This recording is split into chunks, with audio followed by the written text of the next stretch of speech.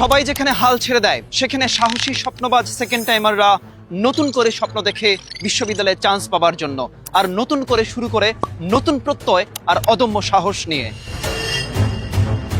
আর একজন second timer হয়ে প্রতিনিয়ত চোখে ভাসে জাহাঙ্গীরনগর বিশ্ববিদ্যালয় কিংবা বিউপি, রাজশাহী বিশ্ববিদ্যালয় কিংবা চট্টগ্রাম, কখনো মনের কোণে উকি দেয় খুলনা বিশ্ববিদ্যালয়ে অথবা গুচ্ছ বিশ্ববিদ্যালয়ে চান্স পাবার স্বপ্ন।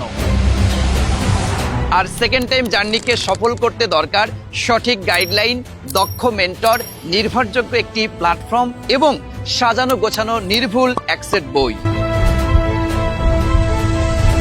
সেকেন্ড টাইম তোমার এই জার্নি শুরু করো আমাদের সেকেন্ড টাইম ডেডিকেটেড ব্যাচের সাথে, যেখানে তুমি পাবে বাংলার জন্য 40টি ক্লাস, ইংরেজির জন্য 40টি ক্লাস, জিকের জন্য 40টি ক্লাস সহ ম্যাথ এবং আইকিউতে 30টি স্পেশাল ডেডিকেটেড ক্লাস। শুধুই কি ক্লাস? নো, প্রতিটা ক্লাস শেষে আমাদের রয়েছে special class test, weekly test, monthly test. এছাড়াও রয়েছে প্রতিটা বিশ্ববিদ্যালয়ের আগে ওই বিশ্ববিদ্যালয়ের প্রশ্নের অনুরূপ ফাইনাল মডেল টেস্ট।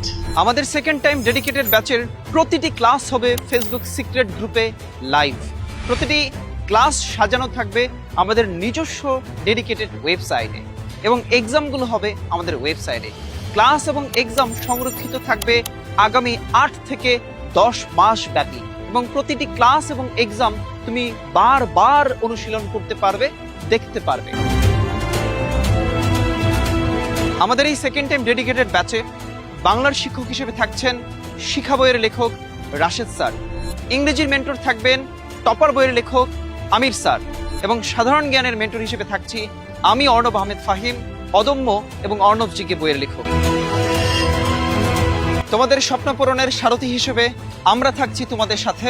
তোমাদের সাথে দেখা হচ্ছে ক্লাসে।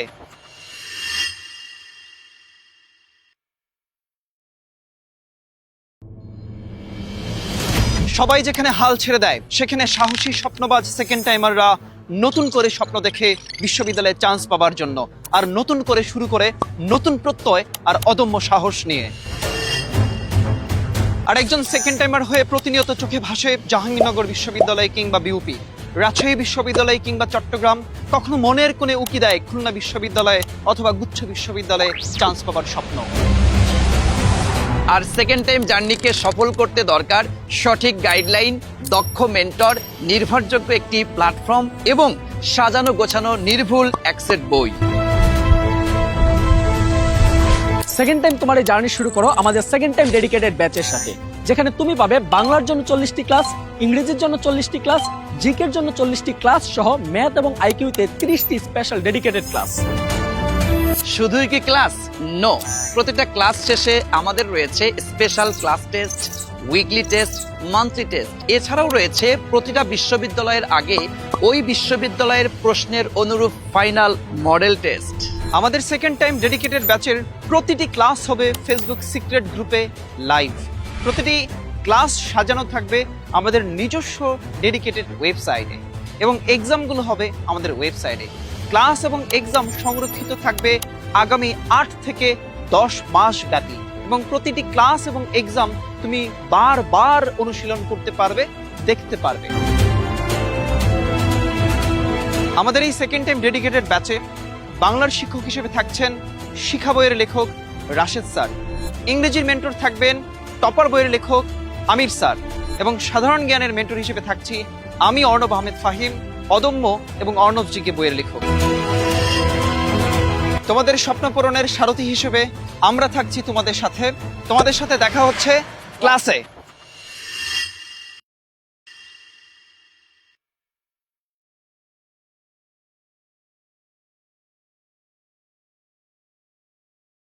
তোমাদের সাথে দেখা হচ্ছে ক্লাসে।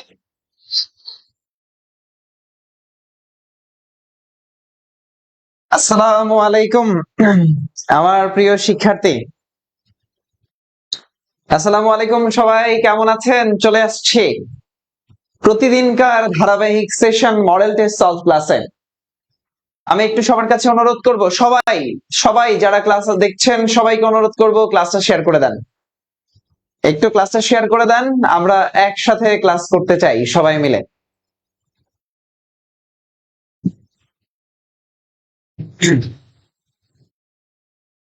সবাই একসাথে ক্লাস করতে চাই। একটু সবাই অ্যাড হয়ে যায়, যুক্ত হয়ে যায়।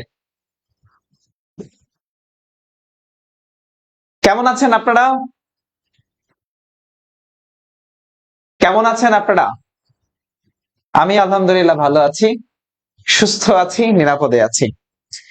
আচ্ছা, আমাদের Arnab GK special model test, Arnab GK special model test বইয়ের উপর প্রতিদিন আমরা ধারাবাহিকভাবে ক্লাস নিচ্ছিলাম, প্রতিদিন ধারাবাহিকভাবে ক্লাস নিচ্ছি। আমরা সেই ধারাবাহিকভাবে ক্লাস নিয়ে সলভে চলে আসছি আলহামদুলিল্লাহ। আমাকে একটু জানাবেন কারা কারা অর্ণব জিকে স্পেশাল মডেল টেস্টটা সংগ্রহ করেছেন, কাদের টেবিলে আছে, কাদের কাদের টেবিলে আছে Arnab GK special model test. আপনি কোন জেলা থেকে দেখছেন জানাবেন আমাদেরকে। আর প্রতিদিন আমাদের 10টা 30 মিনিটে আমাদের ক্লাসগুলো হয়। আমার বিশ্বাস যে 10টা 30 মিনিটে সবাই আপনারা আমাদের সাথে থাকেন। তাহলে আমরা দেরি করতে চাই না, একটু ক্লাসটা শেয়ার করে দিবেন প্লিজ। সবাই ক্লাসটা শেয়ার করে দেন, সবাই ঝটপট ক্লাসটা একটু শেয়ার করে দেন, শেয়ার করে দিয়ে আমাকে জানান।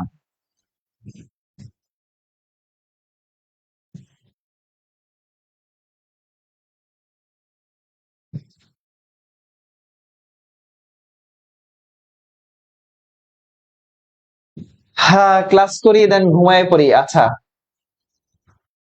সবাই একটু ক্লাসে নিজেদের টাইমলাইনে প্লিজ ক্লাসটা একটু শেয়ার করেন, নিজেদের টাইমলাইনে ক্লাসটা শেয়ার করেন, শেয়ার করে আমাকে জানান। যদি ক্লাসটা শেয়ার করেন তাহলে আমাকে জানান যে শেয়ার ডান। আচ্ছা, বই না থাকলে কিন্তু ক্লাস করে মজা পাবেন না। বই আছে কিনা? যে যেখানে আছেন বইটা সংগ্রহ করে ফেলেন দ্রুত, স্টক আউট হয়ে যাওয়ার আগেই সংগ্রহ করে ফেলেন, স্টক আউট হয়ে যাওয়ার আগে সংগ্রহ করে ফেলেন। আচ্ছা, আমরা আপনাদেরকে একটা একটা জিনিস দেখাতে চাই। সেটা কি যে স্যার আজকে কি দেখাতে চান এমন? সেটা হলো আমরা আজকে যে চাকরির পরীক্ষা হলো, আজকে চাকরির পরীক্ষা হয়েছে, আজকে শুক্রবার।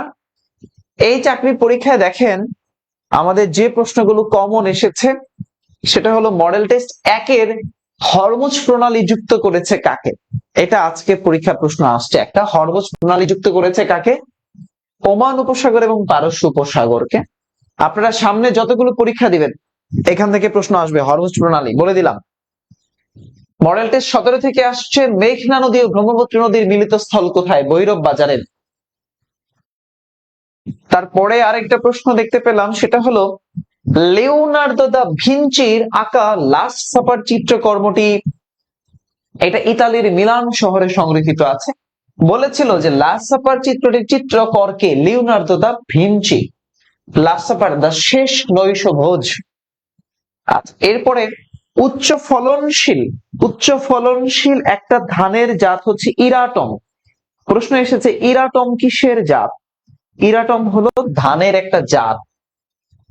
পরে আরেকটা প্রশ্ন হলো, প্রশ্নটা হচ্ছে যে গ্রামবার্তা পত্রিকা কে সম্পাদনা করতেন? কাঙ্গাল হরিনাথ। এটা মডেল টেস্ট 33-এ আছে।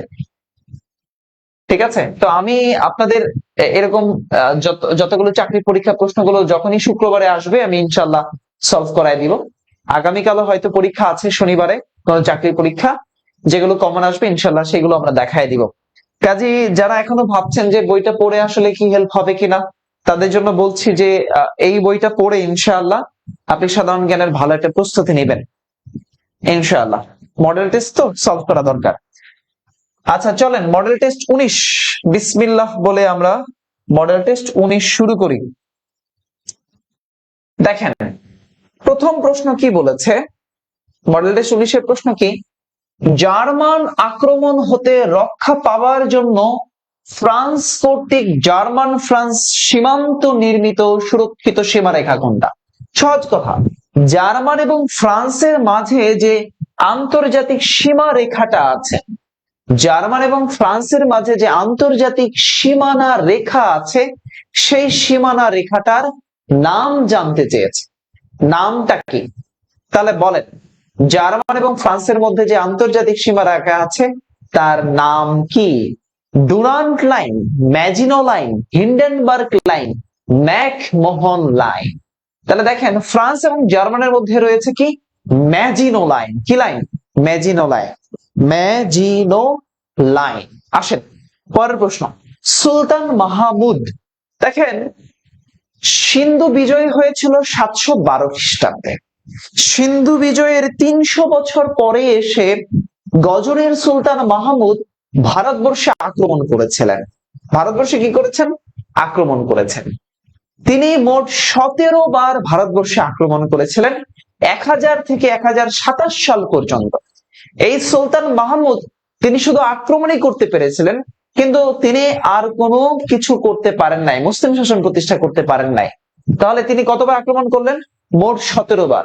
তিনি 1026 সালে গুজরাটের যে সোমনাথ মন্দির আছে সেটা ধ্বংস করেছিলেন, এবং এটাই ছিল তার জীবনের একটা শ্রেষ্ঠ অভিযান। ভারতের গুজরাটের সোমনাথ মন্দির, ভারতের গুজরাটের কোন মন্দির? সোমনাথ মন্দির ধ্বংস করাটা ছিল তার জীবনের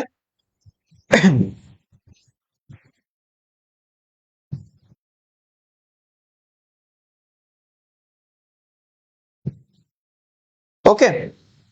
আচ্ছা, এরপরে আসেন পরের প্রশ্ন। বিশ্বের কোন শহরকে দক্ষিণের রানী বলা হয়? দক্ষিণের রানী, দক্ষিণের রানী। তাহলে সিডনি যে শহরটা আছে, অস্ট্রেলিয়ার একটা শহরের নাম হচ্ছে সিডনি। এই সিডনিকে বলা হয় দক্ষিণের রানী। দক্ষিণের রানী বলা হয় কাকে? সিডনিকে। ম্যাপল পাতার শহর, লিলি ফুলের দেশ বলা হয় কানাডাকে। মাথায় রাখবেন। President Lincoln, Abraham Lincoln Gettysburg ভাষণ দিয়েছিলেন, এটা হলো প্রশ্ন। দেখেন মার্কিন 16তম প্রেসিডেন্ট ছিলেন আব্রাহাম লিঙ্কন। তিনি গেটিসবার্গ নামক যে জায়গাটা আছে সেখানে একটা ভাষণ দিয়েছিলেন, যেটাকে আমরা বলি ইতিহাসে গেটিসবার্গ ভাষণ। সেই ভাষণে তিনি গণতন্ত্রের সঠিক সংজ্ঞা দিয়েছিলেন। মার্কিন যুক্তরাষ্ট্রকে কৃতদাস প্রথা বিলুপ্ত করেছিলেন আব্রাহাম লিঙ্কন। আব্রাহাম লিঙ্কন ডেমোক্রেসির সঠিক সংজ্ঞা দিয়েছিলেন। এই গেটিসবার্গ ভাষণের সময় ছিল 2 মিনিট। কত মিনিট? 2 মিনিট। এটা প্রায় পরীক্ষায় আসে। উলফা কোন দেশের সন্ত্রাসবাদী সংগঠন? ULFA, ULFA United Liberation Front of Assam. United Liberation Front of Assam, আসামের একটা গেরিলা দলের নাম হচ্ছে ULFA. Epitaph series, epitaph series কোন চিত্রশিল্পী? এপিটাফ, দেখেন এপিটাফ সিরিজ করেছিলেন Murtaja Baseer. Murtaja Baseer, epitaph series Murtaja Baseer. Okay, Suez খাল, সুয়েজ খাল নিয়ে প্রশ্ন। লোহিত সাগর এবং লোহিত সাগর ও সুয়েজ খাল, লোহিত সাগর ও সুয়েজ খাল এশিয়াকে বিচ্ছিন্ন করেছে কোন মহাদেশ থেকে? তাহলে সুয়েজ খাল কোথায় আছে? আফ্রিকার মিশরে আছে। তাহলে তারা পৃথক করবে কাকে? লোহিত সাগর এবং এশিয়াকে পৃথক করবে আফ্রিকা থেকে পৃথক করেছে। আফ্রিকা থেকে পৃথক করেছে, আফ্রিকা এবং এশিয়াকে পৃথক করেছে সুয়েজ খাল। বুঝতে পারলাম? সুয়েজ খাল। হালদা ভ্যালি, ভ্যালি মানে হচ্ছে উপত্যকা। 2 পাহাড়ের মধ্যবর্তী সমতল এবং অসমতল ঢালু জায়গা আছে, সেটাকে কি বলা হচ্ছে? সেটাকে বলা হচ্ছে হালদা ভ্যালি। এই হালদা ভ্যালি রয়েছে খাগড়াছড়িতে। সাজেক ভ্যালি আছে রাঙামাটিতে, সাজেক ভ্যালি রাঙামাটি। মাইনমুখী ভ্যালি হচ্ছে কক্সবাজারে, নাপিতখালী ভ্যালি হচ্ছে কক্সবাজারে, ভেঙ্গি ভ্যালি রাঙামাটিতে আছে। মংলা বন্দর, মংলা কোন নদীর তীরে অবস্থিত? পদ্মা, মংলা, পদ্মা, মেঘনা, ভৈরব, পশুর নদীর তীরে। কোন নদীর তীরে বলেন? মংলা।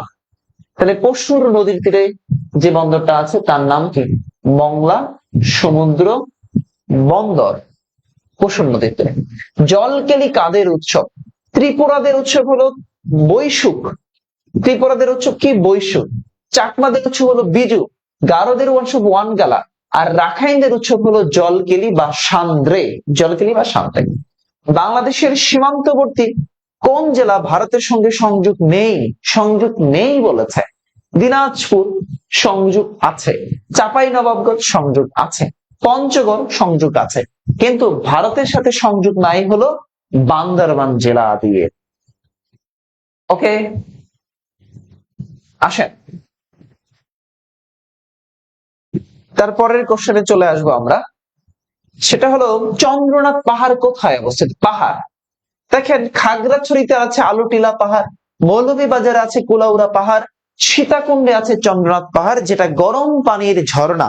গরম পানির ঝর্ণা বা উষ্ণ পানির ঝর্ণা কোথায় আছে? গরম পানির ঝর্ণা বা উষ্ণ পানির ঝর্ণা আছে সীতাকুণ্ড চট্টগ্রাম।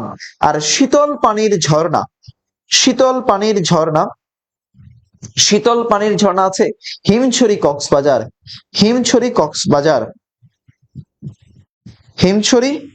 কক্সবাজার।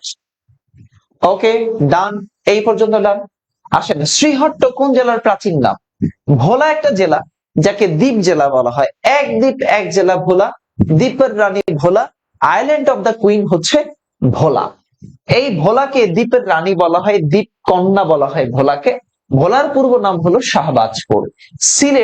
সিলেটকে বলা হয় সাইবার সিটি, ওয়াইফাই নগরী, 360 আউলিয়ার শহর। এই সিলেটের প্রাচীন নাম হলো জালালাবাদ। শ্রীহট্ট। কুমিল্লা হচ্ছে আমাদের ময়নামতি অবস্থিত কুমিল্লাতে। শালবন বিহার আছে কুমিল্লাতে। কুমিল্লার পূর্ব নাম হলো ত্রিপুরা। নোয়াখালীতে হাতিয়া দ্বীপ আছে, হাতিয়া নিঝুম দ্বীপ আছে নোয়াখালীতে। নোয়াখালীর পূর্ব নাম হচ্ছে ভুলুয়া বা সুধারাম। তাহলে অ্যান্সার হচ্ছে সি, সিলেট। নোবেল বিজয়ী আরবি উপন্যাস হুসাইন ইকবাল, নজিব কিলানি, নাগিব মাহফুজ। তাহলে দেখেন, আপনারা নাগিব মাহফুজের কথা শুনেছেন কিনা আমি জানি না, শুনেছেন, হয়তো শুনে থাকতে পারেন। এই নাগিব মাহফুজ হচ্ছে একজন আরবি ঔপন্যাসিক, তিনি নোবেল বিজয়ী। হরপ্পা এবং মহেঞ্জোদারো নগরী, খেয়াল করেন, আমরা সিন্ধু নদীর তীরে গড়ে উঠেছিল একটা সভ্যতা, তার নাম হলো সিন্ধু সভ্যতা। যে সভ্যতার পতন ঘটেছিল খ্রিস্টপূর্ব 1500 অব্দে।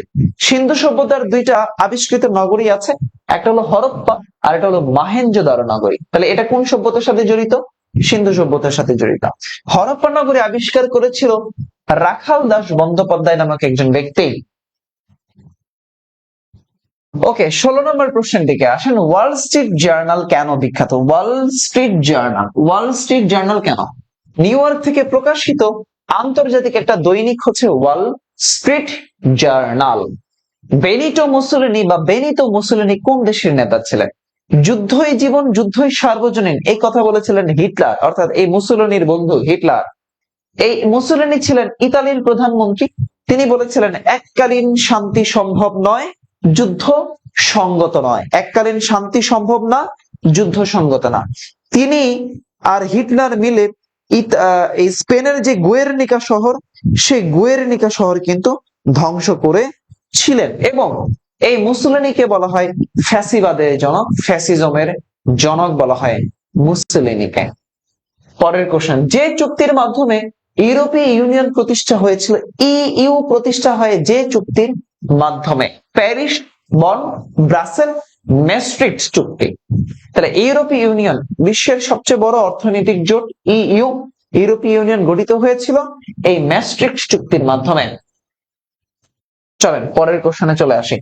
সুন্দরবনের কত শতাংশ বাংলাদেশের ভৌগোলিক সীমানার মধ্যে পড়েছে? সুন্দরবন, বাংলাদেশের ফুসফুস বলা হয় সুন্দরবনকে, আর পৃথিবীর ফুসফুস বলা হয় আমাজন বনভূমিকে। সুন্দরবন, খেয়াল করেন, সুন্দরবন বাংলাদেশের দুটি বিভাগে আছে, একটা হলো ঢাকা, আরেকটা কি? একটা হচ্ছে ঢাকা বিভাগ, আরেকটা কি? আরেকটা হলো আমাদের সুন্দরবন হচ্ছে এটা খুলনা, আর এটা হচ্ছে বরিশাল বিভাগ। ঢাকা বিভাগে সুন্দরবন নাই, খুলনা আর বরিশাল বিভাগ। তাহলে 5টা জেলাতে সুন্দরবন আছে, বাগেরহাট, সাতক্ষীরা, খুলনা, বরগুনা, পটুয়াখালী। এই সুন্দরবনের ভেতর দিয়ে প্রবাহিত একটা নদী আছে, তার নাম হলো হারিয়াভাঙ্গা নদী। আর একটা নদী আছে রায়মঙ্গল, আর এটা আছে শেলা। হারিয়াভাঙ্গা, রায়মঙ্গল, শেলা, এগুলো সুন্দরবনের ভেতর দিয়ে প্রবাহিত নদী। তো এই সুন্দরবন দুইটা দেশে থাকার কারণে বাংলাদেশ পেয়েছে 66% আর বাকিটুকু পেয়েছে ভারত। সুন্দরবনের মোট আয়তন হলো 10,000 বর্গ কিলোমিটার। একজন বলেছে, স্যার আর একটু জুম করা যায় না? আমরা অনেক জুম করে দিয়েছি। আপনি আপনার ফোনের যে এটা ল্যান্ডস্কেপ করে ফেলেন, আপনার ফোনটা এরকম করে দেখেন, এরকম না, এরকম করে দেখেন, বাঁকা করে, তাহলে আপনি জুম দেখতে পারবেন। ওকে, বলেন তো দেখতে সমস্যা হচ্ছে কিনা কারো? দ্বিতীয় বিশ্বযুদ্ধ চলাকালীন সময়ে অক্ষ শক্তি ছিল না। বিশ্বযুদ্ধ থেকে পরীক্ষা প্রশ্ন আসে, বিশ্বযুদ্ধের সাথে জড়িত স্থান থেকে পরীক্ষা আসে। অক্ষ শক্তির দেশ ছিল না কোনটা? এই ফ্রান্স। তাহলে জার্মান, ইতালি, জাপান এরা সবাই ছিল, এরা ছিল, কিন্তু ফ্রান্স ছিল না। কোন প্রণালী ভারত মহাসাগরকে দক্ষিণ চীন সাগরের সাথে যুক্ত করেছে? প্রণালীর প্রশ্ন। কোন প্রণালী? দেখেন, বেরিং প্রণালী আমেরিকাতে আছে, ডোবার, পক পক ভারত শ্রীলঙ্কার মধ্যে আছে। মালাক্কা প্রণালী, মালাক্কা প্রণালী কোথায় আছে? পৃথক করলো কাকে? ইন্দোনেশিয়া থেকে মালয়েশিয়াকে মালাক্কা প্রণালী পৃথক করলো, যে প্রণালীটা কিনা ভারত মহাসাগরের সাথে আমাদের দক্ষিণ চীন সাগরকে যুক্ত করে দিল, অথবা বঙ্গোপসাগরের সাথে দক্ষিণ চীন সাগরকে যুক্ত করে দিয়েছে। আচ্ছা, নানকিং চুক্তি হয়েছে কত সালে? ওই যে আমরা গত ক্লাসে পড়েছিলাম আফিম যুদ্ধ, সেই আফিম যুদ্ধের ফলেই কিন্তু এই কি বলো পরবর্তীতে গতদিন পড়েছিলাম হংকং, ওই যে চীনের স্বায়ত্তশাসিত অঞ্চল হংকং। তাহলে এই হংকং যে চুক্তির মাধ্যমে এই হংকং ব্রিটিশ কলোনিতে পরিণত হয়েছিল, যে চুক্তির মাধ্যমে তার নাম কি, সেই চুক্তিটা কত হয়েছিল? নানকিং চুক্তি। সেই চুক্তিটা হয়েছিল কত সালে? 1842 সালে, যেটাকে আমরা বলছি নানকিং চুক্তি। তীর্থঙ্করের ধারণা, তীর্থঙ্করের ধারণা কোনটির সাথে জড়িত? তীর্থঙ্কর বা তীর্থকর যেটা আমরা বলি, তো এই ধারণা হচ্ছে জৈন ধর্ম, জৈন ধর্মের সাথে জড়িত। ঢাকা বিশ্ববিদ্যালয়ের প্রথম মহিলা ডিন কি ছিলেন? ডিন, নারী ডিন। প্রথম মহিলা ডিন ছিলেন বেগম আজিজুন্নেসা, পরীক্ষা প্রায়ই আসে। পদ্মা ও মেঘনা কোথায় মিলিত হয়েছে? পদ্মা এবং মেঘনা ওই যে আমাদের চাঁদপুর, চাঁদপুরের নিকট পদ্মা এবং মেঘনা নদী মিলিত হয়েছে, পরবর্তীতে এটা মেঘনা নামেই নিচে গিয়ে বঙ্গোপসাগরে পতিত হয়েছে। ক্লিয়ার? ওকে, মডেল টেস্ট 19 পর্যন্ত ক্লিয়ার। সবাই একটু দেখি, মডেল টেস্ট 19 পর্যন্ত ক্লিয়ার, ডান, আলহামদুলিল্লাহ। মডেল টেস্ট 19 পর্যন্ত ক্লিয়ার,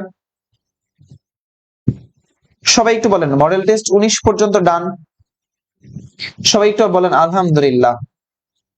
আচ্ছা, অনেকে আমাকে বলছেন যে স্যার মডেল টেস্ট বইটা আমার এলাকায় পাওয়া যাচ্ছে না। তো দেখেন, আসলে আপনার এলাকায় যদি আপনি চাহিদা সৃষ্টি না করেন তাহলে তো পাওয়া যাবে না।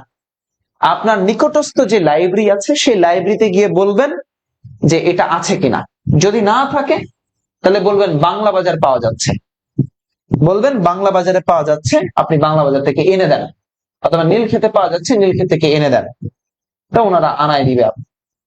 আর যদি মনে করেন যে না স্যার আমি এগুলো পারবো না, তাহলে আমাদের অনলাইনে রকমারিতে দেয়া আছে। বাংলাদেশের বইয়ের জন্য, অনলাইনের জন্য সবচেয়ে ট্রাস্টেড যে ওয়েবসাইট রকমারি.com, বিডি বুকস, তারপরে হচ্ছে ওয়াফি লাইভ, এগুলোতে দেয়া আছে, আপনি এগুলোতে পাবেন। রকমারির ওয়েবসাইটে গেলেই আপনি পাবেন, কুরিয়ার চার্জ দিয়ে নিতে হবে। বুঝতে পেরেছেন? তো আমি এত কষ্ট করে পড়াই, বই আপনার কাছে না থাকলে কিন্তু আপনার ভালো লাগবে না। আমি আজকে রাতে বসে বসে গত এপ্রিল মাসে যতগুলো চাকরির পরীক্ষা হয়েছে, 4টা শুক্রবার আছে না, সেই 4টা শুক্রবারে যতগুলো চাকরির পরীক্ষা হয়েছে সবগুলো দাগায় দাগায় আমি দিব যে কোনগুলো কমন আসছে, এবং এইগুলো বারবার পড়বেন, তাহলে দেখবেন পরীক্ষা কমন চলে আসছে। বুঝতে পেরেছেন? প্রণালীর ক্লাস নিব ইনশাআল্লাহ, প্রণালীর ক্লাস নিব। আচ্ছা, যারা চাকরির প্রিপারেশন নিচ্ছেন, আপনাদের চাকরির, আমাদের জবের কিন্তু ব্যাচ আছে, হ্যাঁ, স্বাস্থ্যকর্মীর ব্যাচ, এনএসআই এর ব্যাচ, এসআই এর ব্যাচ, জবের ব্যাচ, শিক্ষক নিবন্ধনের ব্যাচ কিন্তু আছে। ফুল কোর্স বাংলা ইংরেজি সাধারণ জ্ঞান 3টা মিলে। যারা ভর্তি হতে চান জাস্ট অর্ণব স্যার পেজে মেসেজ দিয়েন, অর্ণব স্যার পেজে, অন্য কোথাও না, হ্যাঁ, অর্ণব স্যার পেজ। 20 নম্বর মডেল টেস্ট চলে আসছে, দেখতে দেখতে 20 নম্বর মডেল টেস্টে চলে আসছে। ওকে, চলেন শুরু করি। ইন্টারপোল আন্তর্জাতিক একটা পুলিশ সংস্থা, তার নাম হলো ইন্টারপোল। এই ইন্টারপোলের সদর দপ্তর আছে কোথায়? ফ্রান্সের লিওতে। ফ্রান্সের লিও নামক একটা শহর আছে, সেখানে আছে ইন্টারপোলের সদর দপ্তর। ফ্রান্সের কোথায়? লিও। ইন্টারপোল ফ্রান্সের লিও। বাংলাদেশের ক্রীড়া সঙ্গীতের সুরকারের নাম কি? আমরা বাংলার সন্তান, দুর্দম দুর্জয়, ক্রীড়া জগতে রাখবো সূর্যের পরিচয়। এই গানটা লিখেছিলেন সেলিমা রহমান, আর এটার সুর করেছেন খন্দকার নুরুল আলম, খন্দকার নুরুল আলম। কিয়োডো নিউজ, জাপানের একটা সংবাদ সংস্থার নাম হচ্ছে কিয়োডো নিউজ। কিয়োডো নিউজ জাপান ভিত্তিক একটা সংবাদ সংস্থা, কিয়োডো নিউজ সংবাদ সংস্থা পড়তে হবে। পাবলো পিকাসো কোন ঘটনার প্রতিক্রিয়ায় গুয়ের্নিকা ছবিটি আঁকে? পাবলো পিকাসো, ওই যে একটু আগে বলছিলাম যে স্পেনের গৃহযুদ্ধের সময় স্পেনের গুয়ের্নিকা শহরটা ধ্বংস করেছেন কে? স্পেনের গুয়ের্নিকা শহর ধ্বংস করেছেন পাবলো পিকাসো। মানে সরি, গুয়ের্নিকা শহর ধ্বংস করেছেন হিটলার এবং মুসোলিনির বাহিনী। তো এই স্পেনের একজন চিত্রশিল্পীর নাম হলো পাবলো পিকাসো। তিনি পরবর্তীতে যে চিত্রকর্মটা আঁকেন সেটার নাম হয়ে যায় গুয়ের্নিকা। তাহলে কিসের উপরে? স্পেনের গৃহযুদ্ধের উপরে আঁকা। দুবলার চর। দুবলার চর, বাংলাদেশের অনেকগুলো চর আছে, এর মধ্যে বাংলাদেশের সবচেয়ে বেশি চর আছে হলো ভোলা জেলায়, বরিশালের ভোলাতে চর আছে। সুন্দরবনের দক্ষিণ উপকূলে যে চরটা সেটাকে আমরা বলছি দুবলার চর। চর মানে হচ্ছে কি, মনোযোগ দিয়ে শোনেন, নদীর পানি যদি দুই দিক থেকে সরে যায়, মাঝখান থেকে যে ভূমিটা জেগে ওঠে সেটাকে আমরা বলছি চর। আর চর যখন জেগে ওঠে তখন ওই জমিতে মানুষ চাষাবাদ করে। ওই জমিতে মানুষ কি করে? চাষাবাদ করে। তাহলে বাংলাদেশে অনেকগুলো চর আছে। সবচেয়ে বেশি চর দেখা যায় আমাদের যমুনা নদীতে। যমুনা নদীতে সবচেয়ে বেশি চর দেখা যায়। তো এই চর জাগলে মানুষ যারা চাষাবাদ করে তাদেরকে বলা হয় পয়স্তি। চর জাগার পরে মানুষ যে চাষাবাদ করে তাদেরকে বলা হয় পয়স্তি। আর চর নদী ভাঙনের ফলে, নদী যখন ভেঙে যায় তখন যে মানুষ সর্বশান্ত হয়ে যায় সে তাদেরকে বলা হয় শিকস্তি। তাহলে চর জাগলে মানুষ চাষাবাদ করে তাদেরকে বলা হয় পয়স্তি। আর নদী ভাঙনের ফলে যে সর্বশান্ত হয়ে যায় মানুষ তাদেরকে বলা হয় শিকস্তি। সবচেয়ে বেশি চর দেখা যায় যমুনা নদীতে। ওকে, চীনের কোন প্রদেশে মুসলিম অধ্যুষিত? কোন প্রদেশটি মুসলিম অধ্যুষিত? দেখেন, চীনের একটা জনগোষ্ঠী আছে, নাম হলো উইঘুর মুসলিম উপজাতি, যারা চীনের জিনজিয়াং প্রদেশে বসবাস করে। কোথায়? জিনজিয়াং প্রদেশে।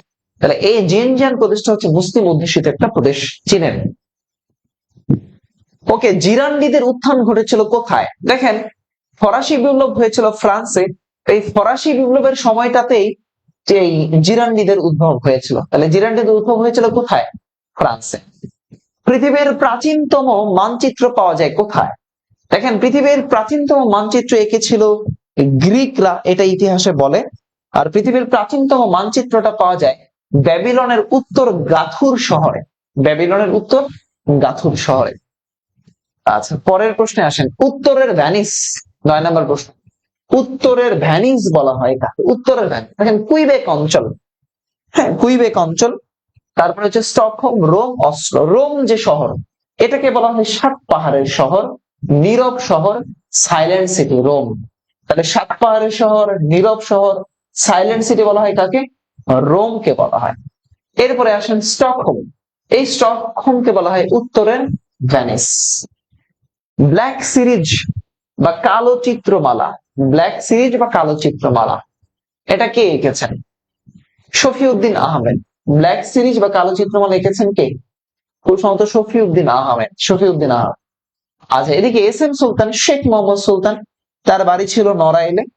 চিত্রা নদীর তীরে তিনি জন্মগ্রহণ করেছিলেন এস এম সুলতান। তিনি গ্রামীণ যে চিত্রকর্মগুলো সেগুলো আঁকতেন, গ্রামীণ চিত্রকর্ম, যেমন মাছ কাটা, ধান মারাই, তারপরে হলো পৃথিবীর মানচিত্র, তারপরে আছে তো আপনার প্রথম বৃক্ষরোপণ, জমি কর্ষণ, মাটি কাটা, এরকম গ্রামীণ জীবন নিয়ে চিত্রকর্ম আঁকতেন এস এম সুলতান। আর এস এম সুলতানের ডাকনাম ছিল লাল মিয়া, এটা মাঝে মাঝে পরীক্ষায় আসে, এক নাম লাল মিয়া। এশিয়ান ড্রামা, আমি আপনাদেরকে বলে রাখি, দেখবেন চাকরি পরীক্ষায় এই বিভিন্ন গ্রন্থ রিলেটেড একটা প্রশ্ন আপনি পাবেন। গ্রন্থ, কে কোন গ্রন্থ লিখেছে? এশিয়ান ড্রামা গ্রন্থ লিখেছে কে? গুনার মিরডাল। গুনার মিরডাল। ভোমরা স্থলবন্দর কোথায় অবস্থিত? সাতক্ষীরাতে আছে ভোমরা স্থলবন্দর। হাইলহাওর কোথায় আছে? মৌলভীবাজারে আছে হাইলহাওর। আর মৌলভীবাজারে আছে হাকালুকি হাওর। দুইটা হই আছে মৌলভীবাজার, হ থেকে হাকালুকি, হ থেকে হাইল। কোথায় আছে? মৌলভীবাজার। চলেন, মিয়ানমার বাংলাদেশের কোন দিকে অবস্থিত? মিয়ানমার, আচ্ছা, এটা তো ম্যাপের মধ্যে আপনার বুঝতে হবে। যেমন ধরেন, এটা ম্যাপের উপরের দিক, উত্তর দিক, এর নিচেরটা হলো দক্ষিণ দিক, এইটা হলো পূর্ব দিক, আর এইটা হলো পশ্চিম দিক। তাহলে মিয়ানমারটা আছে বাংলাদেশের এই দিকে, এই কর্নারে, এই দিকে আছে মিয়ানমার। তাহলে এটা দক্ষিণ আর কি পূর্ব। তাহলে এই দক্ষিণ পূর্ব দিকে অবস্থিত কার? মিয়ানমারের অবস্থান দক্ষিণ পূর্ব। বাংলাদেশের 3 দিকে আছে ভারত, আর বাংলাদেশের দক্ষিণ পূর্ব দিকে অবস্থিত মিয়ানমার। ওকে, পরের প্রশ্নে আসেন। ঝুমুর কোন অঞ্চলের নাচ হিসেবে স্বীকৃত? ঝুমুর নাচ আমরা জানি সিলেট অঞ্চলের একটা নাচ আছে মণিপুরী নাচ, আর রংপুর, রাজশাহী, দিনাজপুর, পঞ্চগড়, বরিশাল, পটুয়াখালী, ময়মনসিংহ, কিশোরগঞ্জ হবেই না, বরিশাল, পটুয়াখালী হবে না, রংপুর, রাজশাহী এই অঞ্চলের দিকে এই ঝুমুর নাচটা দেখা যায়। ঝুমুর নাচ, বল নৃত্য বলি না আমরা, ঝুমুর, বল এগুলো এই অঞ্চলগুলোতে দেখা যায়। বল নৃত্য যশোর অঞ্চলের দিকে বেশি দেখা যায়। সুইস গার্ড কার নিরাপত্তা বিধান নিশ্চিত করে? Swiss guard. খেয়াল করেন ওই যে আর্জেন্টিনার মানে কি বলে ভ্যাটিকান সিটি আছে না, ভ্যাটিকান সিটির যে সর্বোচ্চ ধর্মীয় প্রধান তাকে আমরা বলি পোপ। পোপ, এই পোপের ভ্যাটিকান সিটি পৃথিবীর সবচেয়ে ছোট দেশ, ইউরোপের একটা দেশ। ভ্যাটিকান সিটির রাজধানী ভ্যাটিকান সিটি, আর আয়তন 0.44 বর্গ কিলোমিটার, 1000+ মানুষ বসবাস পুরো দেশটাতে। এই ভ্যাটিকান সিটির প্রধান হয়, ধর্মীয় প্রধান হয় পোপ, তার নিরাপত্তা নিশ্চিত করে হচ্ছে সুইস গার্ড বাহিনী। বাংলাদেশের সীমান্তবর্তী ভারতের রাজ্য কয়টা? বাংলাদেশের সীমান্তবর্তী ভারতের জেলা কয়টা? বাংলাদেশের সীমান্তবর্তী ভারতের জেলা, খেয়াল করুন মনোযোগ দিয়ে বুঝবেন। বাংলাদেশের সীমান্তবর্তী ভারতের জেলা, বা এখানে যদি রাজ্য বলে দিত তাহলে আপনার জন্য আরো সহজ, একই কথা। তাহলে দেখেন 5টা জেলা আছে, রাজ্য আছে, পশ্চিমবঙ্গ, মেঘালয়, আসাম, ত্রিপুরা, মিজোরাম, এইগুলো হচ্ছে সীমান্তবর্তী 5টা ভারতের 5টা রাজ্যের সাথে আমাদের সীমানা আছে। যুক্তরাষ্ট্রের কোন সাবেক পররাষ্ট্রমন্ত্রী হোয়াইট হাউস ইয়ার্স রচনা করেছেন? এটা একটা গ্রন্থের নাম, হোয়াইট হাউস ইয়ার্স, মার্কিন যুক্তরাষ্ট্রের। দেখেন James Baker, Harold Brown, George Shultz, Henry Kissinger. তাহলে কে রচনা করেছেন? হেনরি কিসিঞ্জার, যিনি কিনা বাংলাদেশকে বলেছেন একটি তলাবিহীন ঝুড়ি। হেনরি কিসিঞ্জার বলেছিলেন। কোন বৈশিষ্ট্যটি রাষ্ট্র এবং জাতির মধ্যে পার্থক্য নির্দেশ করে? কোন বৈশিষ্ট্যটি রাষ্ট্র এবং জাতির মধ্যে পার্থক্য নির্দেশ করে? জনসংখ্যা, এলাকা, সার্বভৌমত্ব, ঐক্য। একটা রাষ্ট্র গঠনের জন্য কিছু গুরুত্বপূর্ণ জিনিস দরকার, অত্যাবশ্যক জিনিস দরকার। এর মধ্যে একটা হচ্ছে জনসংখ্যা, একটা হচ্ছে নির্দিষ্ট ভূখণ্ড, এটা হলো সার্বভৌমত্ব, এগুলো দরকার। কিন্তু বলছে যে পার্থক্য নির্দেশ করে কোনটা? এই সার্বভৌমত্ব দিয়ে আমরা পার্থক্য পাই জাতি এবং রাষ্ট্রের মধ্যে। মনে রাখবেন রাষ্ট্রের জন্য, একটা রাষ্ট্র গঠনের জন্য কিছু জিনিস লাগবে, একটা হলো জনসংখ্যা, নির্দিষ্ট ভূখণ্ড, সার্বভৌমত্ব, এই জিনিসগুলো লাগবে। গণতন্ত্র। এরিত্রিয়া কোন দেশের অংশ? আমরা হর্ন অফ আফ্রিকার দেশ পড়িয়েছিলাম, হর্ন অফ আফ্রিকার দেশ বা আফ্রিকার শিং দেশ। সেখানে বলেছিলাম শিং দেশ হচ্ছে 4টা: Djibouti, Eritrea, Ethiopia, Somalia. Djibouti, Eritrea, Ethiopia, Somalia. তাহলে দেখেন এখানে ইরিত্রিয়া কোন দেশের অংশ, অর্থাৎ ইরিত্রিয়া পূর্বে কার উপনিবেশ ছিল, অর্থাৎ কার অধীনে সে ছিল, কোন দেশ থেকে সে স্বাধীনতা পেয়েছে? তাহলে এই যে ইথিওপিয়ার কাছ থেকে সে স্বাধীনতা লাভ করে। 21 এলটিটিই। এলটিটিই আমরা গত কোনো না কোনো ক্লাসে এটা বলার চেষ্টা করেছিলাম। লিবারেশন টাইগার্স অফ তামিল ইলম। লিবারেশন টাইগার্স অফ তামিল ইলম এটা একটা শ্রীলঙ্কার গেরিলা গোষ্ঠী। লিবারেশন টাইগার্স অফ তামিল ইলম। আলেকজান্দ্রিয়া বন্দর কোথায় আছে? তাহলে আলেকজান্ডার, গ্রিক দার্শনিক আলেকজান্ডার, তার নাম অনুসারে মিশরে একটা সমুদ্র বন্দর করা হয়েছে, তার নাম হচ্ছে আলেকজান্দ্রিয়া সমুদ্র বন্দর। মরক্কোতে একটা সমুদ্র বন্দর আছে, তার নাম হলো কাসাব্লাঙ্কা, পরীক্ষায় প্রায়ই আসে কাসাব্লাঙ্কা। বাংলাদেশের পাহাড় শ্রেণীর ভূতাত্ত্বিক যুগের ভূমিরূপ কোনটা? বাংলাদেশের পাহাড়গুলোর ভূতাত্ত্বিক যুগের ভূমিরূপ কোনটা? দেখেন ভূপ্রকৃতির 3 ভাগের 1 ভাগ হলো টারশিয়ারি যুগের পাহাড়। তাহলে এই টারশিয়ারি যুগের পাহাড়গুলোই বাংলাদেশে দেখা যায়। টারশিয়ারি যুগের পাহাড় বাংলাদেশে 2টা অবস্থানে অবস্থান করে, এটা হলো উত্তর পূর্বাঞ্চলীয় পাহাড় আর এটা হলো দক্ষিণাঞ্চলের পাহাড়। উত্তর পূর্বাঞ্চল বলতে এই উত্তর আর পূর্ব দিকের এই দিকের যে পাহাড়গুলো আছে, ময়মনসিংহ, শেরপুর, নেত্রকোনা, সিলেট, হবিগঞ্জ এই দিকে। আর দক্ষিণাঞ্চল বলতে এই চট্টগ্রাম, পার্বত্য চট্টগ্রাম, কক্সবাজার এই দিকের পাহাড়। তাহলে বাংলাদেশের পাহাড়গুলো কোন শ্রেণীর? টারশিয়ারি যুগ। সুপ্রিম কোর্ট বা হাইকোর্টের প্রথম নারী বিচারপতির নাম কি ছিলেন? নাজমুন আরা সুলতানা। বাংলাদেশের প্রথম নারী বিচারপতি নাজমুন আরা সুলতানা। কুতুব মিনার নির্মাণটার কাজ কার শাসনামলে শেষ হয়? কুতুব মিনার, এটা বলতে গেলে ইতিহাসটা একটু বলতে হবে। খেয়াল করেন কুতুব মিনার কিভাবে আসলো। দিল্লির সালতানাত, দিল্লির সালতানাত, তার আগে একটু বলতে হবে আমাদের তরাইনের যুদ্ধের কথা। তরাইনের যুদ্ধ হয়েছিল 1192 সালে। আমরা লিখি তরাইনের যুদ্ধ হয়েছিল দ্বিতীয় যুদ্ধ হয়েছিল 1192 সালে। সেই তরাইনের যুদ্ধে জয়লাভ করেছিল আমাদের মোহাম্মদ ঘুরি।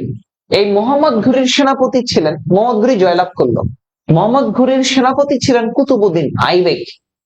তো কুতুবউদ্দিন আইবেক পরবর্তীতে 1206 সালে দিল্লির সালতানাত প্রতিষ্ঠা করেন, একটা দীর্ঘ বছরের রুল মুসলিম শাসন দিল্লির সালতানাত। এই সালতানাতের প্রতিষ্ঠা ছিলেন কুতুবউদ্দিন আইবেক, আর ওই সালতানাতের প্রকৃত প্রতিষ্ঠাতা ছিলেন এই কুতুবউদ্দিন আইবেকের মেয়ের জামাই সুলতান ইলতুৎমিশ, প্রকৃত প্রতিষ্ঠাতা। সুলতান ইলতুৎমিশ ক্ষমতায় আসছেন 1210-এ।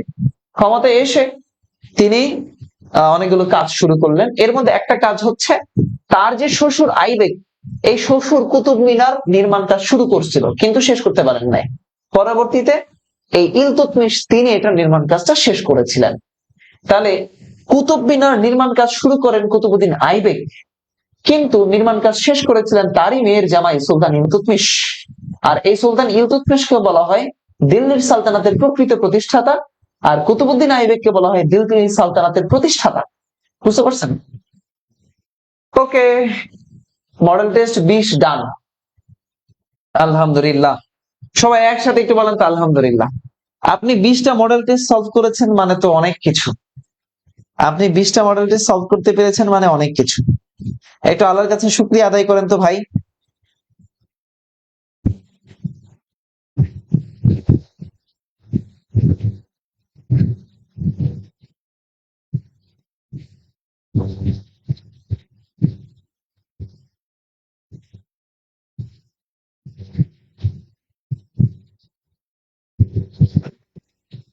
বলেন, এই যে দিল্লি কি বলে 20টা সলভ করেছেন, একবার একটু আল্লাহর কাছে শুকরিয়া আদায় করেন। আল্লাহ আপনাকে প্রজ্ঞা দিয়েছে, আপনার সৃষ্টিকর্তা আপনাকে প্রজ্ঞা দিয়েছে, জ্ঞান দিয়েছে, পড়ার তৌফিক দিচ্ছে। আমাকে আল্লাহ তাআলা সুস্থ রেখেছে বিধায় আমি পড়াতে পারছি।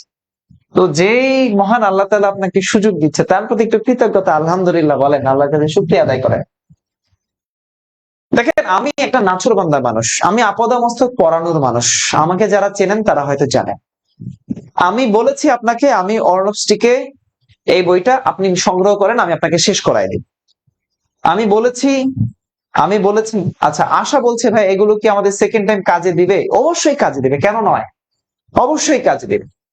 এই বইটা এমন করে আমি ডিজাইন করেছি, বানিয়েছি যেন এটা একজন চাকরি প্রত্যাশী সলভ করতে পারে, একজন অ্যাডমিশন টেস্ট প্রত্যাশী সলভ করতে পারে, একজন মেডিকেল টেস্ট ক্যান্ডিডেট, যে কোনো ধরনের। এখানে লিখাই আছে যাদের জন্য প্রযোজ্য, যাদের জন্য প্রযোজ্য লেখা আছে বইয়ে, যাদের জন্য প্রযোজ্য। আপনারা অনেকে কনফিউশনে ভোগেন, ভাই এটা এই বইটা কাদের জন্য? এই দেখেন লেখা আছে রে ভাই, দেখেন যাদের জন্য প্রযোজ্য: বিশ্ববিদ্যালয়, মেডিকেল, ডেন্টাল, নার্সিং, জাতীয় বিশ্ববিদ্যালয়, ঢাকা সেন্ট্রাল ইউনিভার্সিটি ভর্তি পরীক্ষা যারা দিবেন, অর্থাৎ অ্যাডমিশন টেস্ট।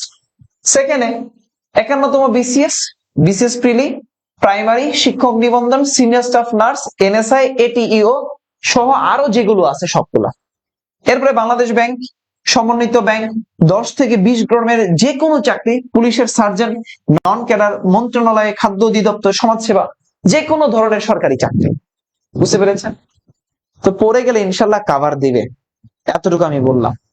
আচ্ছা, অনেকে বলছেন যে স্যার মডেল টেস্টের উপরে এক্সাম নেওয়ার কথা ছিল। ইয়েস, মডেল টেস্টের উপরে এক্সাম নেওয়ার কথা ছিল, আমি ভুলিনি।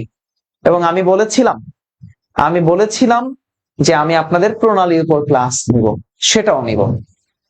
মডেল টেস্টের উপরে এক্সাম নিতে গেলে আপনাকে একটা কাজ করতে হবে। সেই কাজটা কি জানেন? সেই কাজটা হলো, আমরা আজকে ক্লাস শেষ করে আমরা একটা হোয়াটসঅ্যাপ গ্রুপ খুলে ফেলবো। সেই হোয়াটসঅ্যাপ গ্রুপের লিংক আমরা আমাদের পেজে, জাস্ট অর্ণবসের পেজে দিয়ে দিব। সেই লিংকে ক্লিক করে আপনি হোয়াটসঅ্যাপ গ্রুপে জয়েন করবেন আগে। এটা হচ্ছে আপনার প্রথম কাজ। যারা পরীক্ষা দিতে চান তারাই যুক্ত হবেন, পরীক্ষা না দেওয়া ছাড়া মানুষ যুক্ত হওয়া যাবে না। ওখানে যাদের কাছে বই আছে তারা যুক্ত হবেন, বই ছাড়া কোনো মানুষ ওখানে পরীক্ষা দিতে পারবে না, বই থাকতে হবে মাস্ট। এরপরে আমি আপনাদেরকে প্রসেস বুঝাই দিব কিভাবে এক্সামটা শুরু হবে ইনশাআল্লাহ, এই বইয়ের উপরে ইনশাআল্লাহ। আমরা কি আজকে আরেকটু সলভ করি? এখনো তো আমাদের হাতে সময় আছে অনেক। 21 নম্বর মডেল টেস্টে চলি। Model test 21। নোবেল পুরস্কার বিজয়ী প্রথম বাঙালি কে? নোবেল পুরস্কার বাঙালি কে? আচ্ছা, অনেকে হয়তো জানেন না যে আমাদের জবের ব্যাচ আছে, সেকেন্ড টাইম অ্যাডমিশন ব্যাচ আছে। সেকেন্ড টাইম বাচ্চা কাচ্চা তোমরা যারা আসো, সেকেন্ড টাইম অ্যাডমিশন টেস্টে অনেক পড়াচ্ছি। এইখানে হয়তো অনেকেই আছেন আমার কাছে অ্যাডমিশন করছেন, এখন চাকরির প্রস্তুতি নিচ্ছেন। তো আমি অ্যাডমিশন টেস্টেরও পড়াই, আমি জবের জন্য পড়াই। অ্যাডমিশন টেস্টের আমার ফুল কোর্স সেকেন্ড টাইম ব্যাচের, আমাদের ব্যাচে ভর্তি চলছে। এই যে 20 তারিখ হচ্ছে ভর্তির লাস্ট ডেট, আগামী 22 মে থেকে ক্লাস শুরু হবে সেকেন্ড টাইম ব্যাচে। আর জবের ব্যাচের ক্লাস শুরু হবে 15 মে।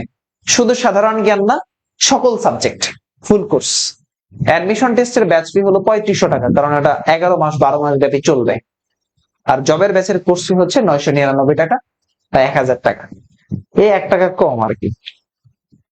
চলেন শুরু করি। ভর্তির জন্য অর্ণব স্যার পেজে মেসেজ দেবেন, অনলি অর্ণব স্যার পেজে। হ্যাঁ, অনলি অর্ণব স্যার পেজ।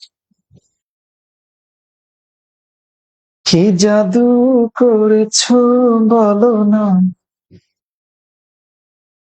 ঘরে আর থাকা যে হলো না। নোবেল পুরস্কার প্রাপ্ত প্রথম বাঙালিকে? 1 ক বলছেন। নোবেল পুরস্কার প্রাপ্ত প্রথম বাঙালিকে? রবীন্দ্রনাথ ঠাকুর। রবীন্দ্রনাথ ঠাকুরের আজকে কত তারিখ? রবীন্দ্রনাথ ঠাকুর বিশ্বকবির আজকে কি বলেন তো? নাকি গতকাল গেছে? বলেন তো বিশ্বকবি রবীন্দ্রনাথ ঠাকুরের। রবীন্দ্রনাথ লিখেছিলেন, আজি প্রভাতে রবির কর, কেমনে পশিল প্রাণের পর, কেমনে পশিল গুহার আধারে প্রভাত পাখির গান, না জানি কেন রে এতদিন পরে জাগিয়া উঠিল প্রাণ, ওরে উথলি উঠেছে বাড়ি। শুনেছেন এই কবিতা? শুনেছেন এই কবিতা? রবীন্দ্রনাথ ঠাকুরের কবিতা। এই কবিতা শুনেছেন না? নির্ঝরের স্বপ্নভঙ্গ, এটা তো বিসিএস এ কয়েকদিন আগে পরীক্ষায় প্রশ্ন আসছে। নির্ঝরের স্বপ্নভঙ্গ এই কবিতা।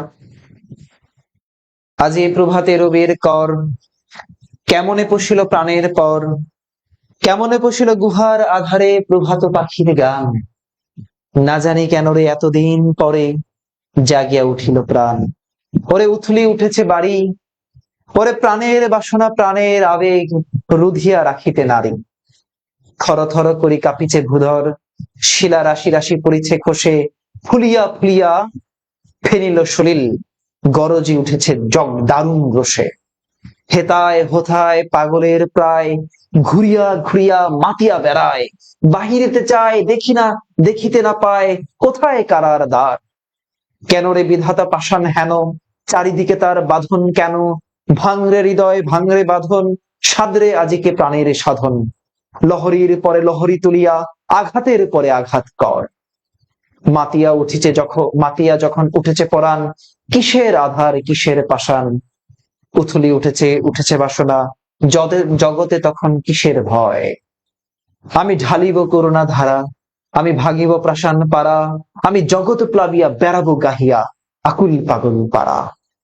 তারপরে যে একটা লাইন আছে আমার খুব পছন্দের লাইন, আমার খুবই পছন্দের লাইন, সেইটা হচ্ছে, হেসে খলখল গেয়ে কলকল, তালে তালে দিব তালি, এত কথা আছে এত গান আছে, এত প্রাণ আছে মোর, এত সুখ আছে এত স্বাদ আছে, প্রাণ হয়ে আছে ভোর, কি জানি কি হলো আজি জাগিয়া উঠিল প্রাণ, দূর হতে শুনি যেন মহাসাগরের গান, ওরে চারিদিকে মোর কি কারাগার ঘোর, ভাং ভাং ভাং কারা আঘাতে আঘাত কর, ওরে আজ কি গেয়েছে গান, আজ কি গান গেয়েছে পাখি, এসেছে রবির কর।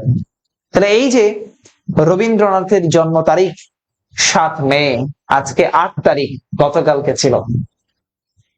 হ্যাঁ, বুঝতে পেরেছেন? কাজে রবীন্দ্রনাথ পড়বেন। রবীন্দ্রনাথ বলেছিলেন, রেলগাড়ির কামরায় হঠাৎ দেখা, ভাবিনি সম্ভব হবে কোনোদিন, আগে ওকে দেখেছি লাল রঙের শাড়িতে ডালিম ফলের মতো রাঙা, আজ পড়েছে কালো রেশমের কাপড়, আঁচল তুলেছে মাথায়, দোলন চাপার মতো চিকন গোর মুখখানে ঘিরে। মনে হলো কালো রঙে একটা গভীর দূরত্ব ঘনিয়ে নিয়েছে নিজের চাপে, যে দূরত্ব সর্ষে ক্ষেতের শেষ সীমানায় শালবনের নীলাঞ্জনে। পড়েছেন না হঠাৎ হঠাৎ দেখা কবিতা? তিনি একবার এরকম করে লাইন লিখছেন হঠাৎ দেখা কবিতায়, আমাকে নামতে হবে পরের স্টেশনে, দূরে যাবে তুমি, দেখা হবে না আর কোনোদিন। রবীন্দ্রনাথ পড়বেন। রবীন্দ্রনাথ সেই যে গীতাঞ্জলি কাব্যের ইংরেজি অনুবাদ সং অফারিংস, সেই সং অফারিংস এর জন্য 1913 সালে নোবেল পুরস্কার পেয়েছেন, যেটা তিনি বাংলায় অনুবাদ করেছিলেন, বাংলায় লিখেছিলেন 1910 সালে। আর এই সং অফারিংস এর যে প্রথম ভূমিকা, এই ভূমিকাটা লিখেছিলেন ডব্লিউ.বি. ইয়েটস। পরীক্ষায় এটা প্রায়ই আসে। রবীন্দ্রনাথ পড়বেন। রবীন্দ্রনাথের শেষের কবিতা, উপন্যাস। মাঝে মাঝে কবিতা পড়ি। গোলান মালভূমি। গোলান মালভূমি কোন দেশের অংশ? গোলান মালভূমি রয়েছে সিরিয়া। এই গোলান মালভূমির ইসরায়েলের সাথে সিরিয়ার দ্বন্দ্ব। ইসরায়েলের সাথে রয়েছে গোলান মালভূমি নিয়ে তার দ্বন্দ্ব আছে। মিশরের সাথে রয়েছে সুয়েজ খাল নিয়ে দ্বন্দ্ব। এই যে ইসরায়েলের সাথে মিশরের সুয়েজ খাল নিয়ে দ্বন্দ্ব। ফিলিস্তিনের সাথে তো জানেনই চিরজীবনী দ্বন্দ্ব আছে। ভূমধ্যসাগরীয় অঞ্চলের রাষ্ট্র নয়, এটা বুঝতে গেলে আসলে ম্যাপ লাগবে। হাজেরা সুলতান আমার ছেলের জন্মদিনের 7 মে। মাশাআল্লাহ, শুভ জন্মদিন, শুভ জন্মদিন। Happy birthday to you, cute বাচ্চা। Happy birthday to you, Hajera সুলতানের বাচ্চা। Happy birthday to you. এই হাজেরা সুলতানের ছোট পিচ্চি বাচ্চা, তোমার আঙ্কেল উইশ করে দিছে। হ্যাঁ, ওকে, বড় হও, অনেক ভালো কিছু করো লাইফে। ওকে, ভূমধ্যসাগরীয় অঞ্চলের রাষ্ট্র নয় কোনটা? রাষ্ট্র নয় বলেছে, নয় নয় নয় নয়। বলেন, অ্যান্সার বলেন। ভূমধ্যসাগরীয় অঞ্চলের কি বলেছে? ভূমধ্যসাগরীয় অঞ্চলের গ্রিস, সাইপ্রাস, পর্তুগাল, ইতালি। এটা যদি না পারেন তাহলে আপনার জীবন ধ্বংস, নষ্ট। এটা যদি না পারেন তাহলে এই যে পর্তুগাল হচ্ছে ভূমধ্যসাগরীয় অঞ্চলের দেশ না, বাকি সবগুলো হচ্ছে ভূমধ্যসাগরের তীরের অঞ্চলের দেশ। গেটিসবার্গ ও পিটসবার্গ মার্কিন যুক্তরাষ্ট্রের কোন অঞ্চলের অন্তর্গত? পিটসবার্গ মার্কিন যুক্তরাষ্ট্রের কোথায় আছে? পেনসিলভেনিয়া যে একটা অঙ্গরাজ্য আছে, সে পেনসিলভেনিয়াতে আছে। বাইজেন্টাইন সাম্রাজ্যের রাজধানী ছিল কোন নগরে? বাইজেন্টাইন, এই যে তুরস্কের পূর্ব নাম হলো, তুরস্কের রাজধানী কনস্টান্টিনোপল ছিল, সেই কনস্টান্টিনোপলের পূর্ব নাম ছিল বাইজেন্টাইন। ওই বাইজেন্টাইনের রাজধানী ছিল কোনটা? এই কনস্টান্টিনোপল। অটোমান সাম্রাজ্য, তুর্কি সৈনিকরা। ওকে, নভেরা আহমেদ কে ছিলেন? নভেরা আহমেদ একজন হচ্ছে ভাস্কর। নারী ভাস্করের প্রতিকৃত হচ্ছেন এই নভেরা আহমেদ।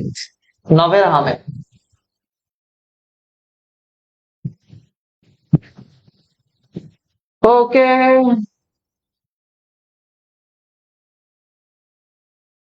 আসেন তারপরে আসেন।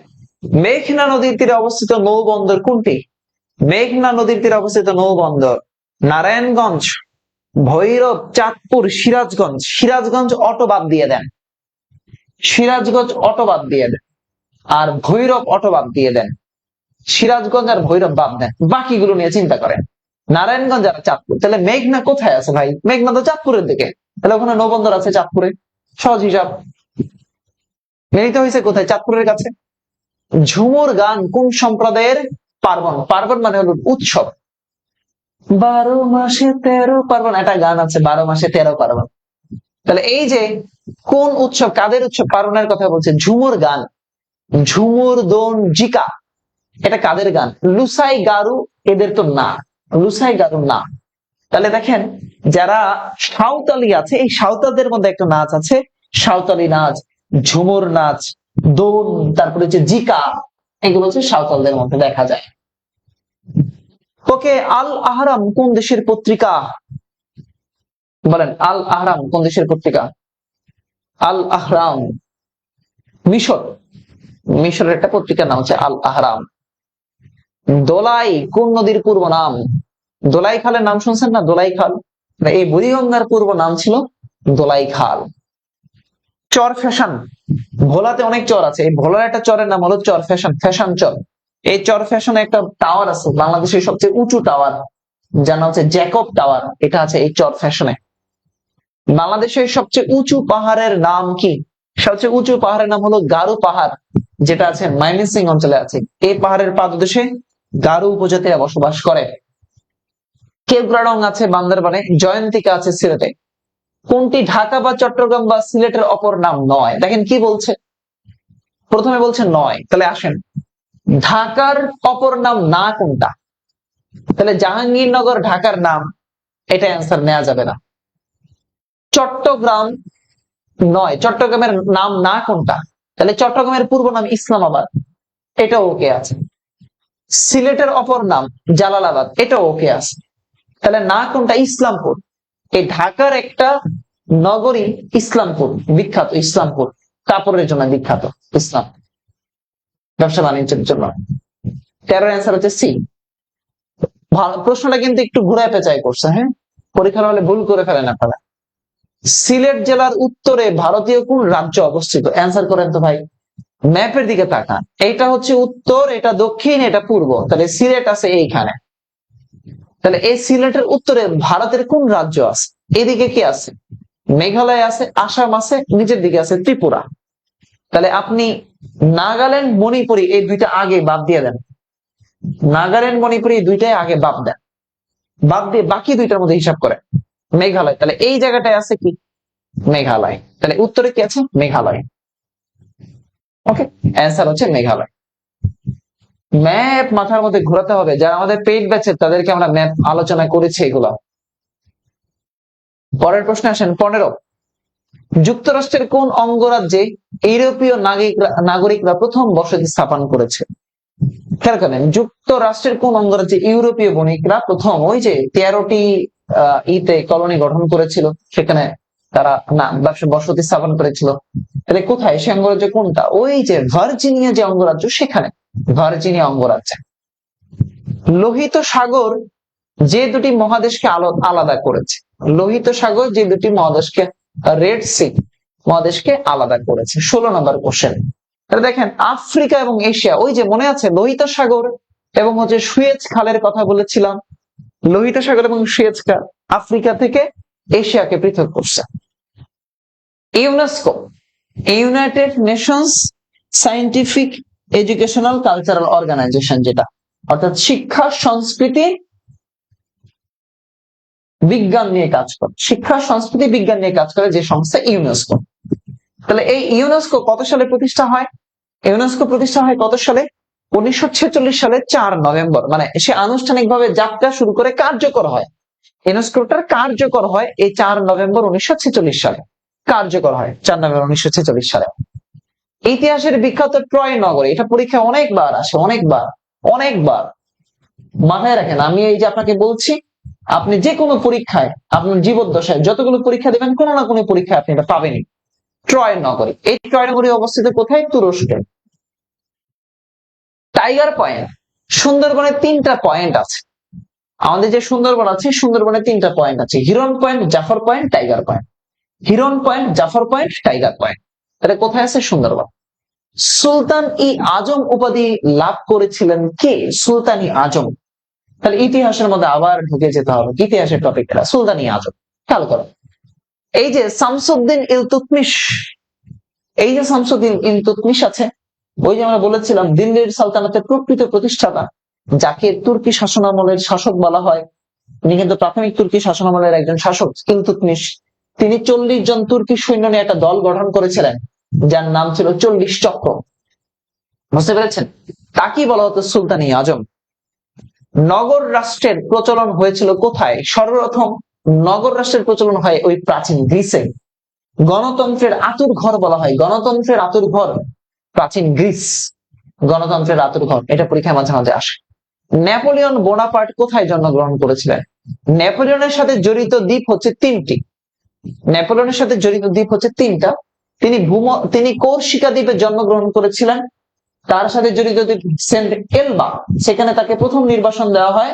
তার সাথে জড়িত দ্বীপ হেলেনা, সেখানে তাকে দ্বিতীয় নির্বাসন দেওয়া হয়, সেখানে তিনি মারা যান। তাহলে কর্সিকা, এল বা হেলেনা, এই তিনটা দ্বীপ তার সাথে জড়িত। তিনি জন্মগ্রহণ করেছিলেন কর্সিকা দ্বীপে। ইসরায়েল রাষ্ট্র প্রতিষ্ঠা হয় 1917 সালের বেলফোর ঘোষণার মাধ্যমে। বেলফোর ঘোষণার মাধ্যমে ইসরায়েল রাষ্ট্রটা প্রতিষ্ঠা হয় 1948 সালে। তো ইসরায়েল রাষ্ট্র ফিলিস্তিনের ভূখণ্ডে জোর করে প্রতিষ্ঠা হয় এবং এই ইসরায়েলকে প্রথম স্বীকৃতি দিয়েছে 1948 সালে, যে দেশ তার নাম হলো মার্কিন যুক্তরাষ্ট্র। ইসরায়েলকে সর্বপ্রথম স্বীকৃতি দেয় মার্কিন যুক্তরাষ্ট্র। ইদলিব শহরটা কোথায় আছে? সিরিয়ার একটা শহরের নাম হচ্ছে ইদলিব শহর, সিরিয়া। এই সিরিয়া তো এখন ধ্বংসপ্রাপ্ত একটা দেশ, সিরিয়া। বাংলাদেশের প্রথম মহিলা বিচারপতির নাম কি? বাংলাদেশের প্রথম মহিলা বিচারপতির নাম হচ্ছে নাজমুন আরা সুলতানা। আমরা মডেল টেস্ট 21 সলভ করে ফেলেছি, আলহামদুলিল্লাহ। মডেল টেস্ট 21 সলভ করেছি। আমাদের Arnab GK special model test অনুযায়ী আমরা 21টা মডেল টেস্ট সলভ করেছি। মাশাআল্লাহ, মাশাআল্লাহ, মাশাআল্লাহ। হাজেরা সুলতানা বলছে, স্যার আমার বাচ্চা আপনাকে থ্যাংক ইউ বলছে। ঠিক আছে, থ্যাংক ইউ বাচ্চা। আচ্ছা, তো আলহামদুলিল্লাহ 21 পর্যন্ত ডান।